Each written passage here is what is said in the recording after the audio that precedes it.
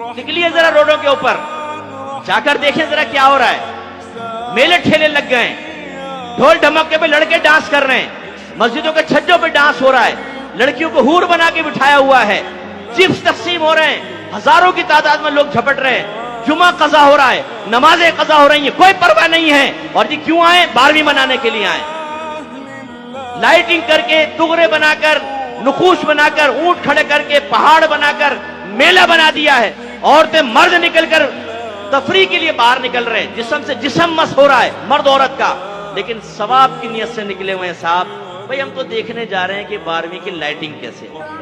इस किस्म के लीडरों की हमाकत कहूं या इसको हिकमत कहूं? उनके नजदीक हिकमत योग में तो हमाकत कहूंगा। खुला मजार पे चले जाओ, चादर चढ़ा दो, तुम्हारा काम हो जाएगा। एक घर में नमाज नहीं पढ़ी जा रही, कुरान पाक तर्जमा तफसीर से नहीं हो रहा, उस किताब में उस घर में हदीस की कोई किताब नहीं है।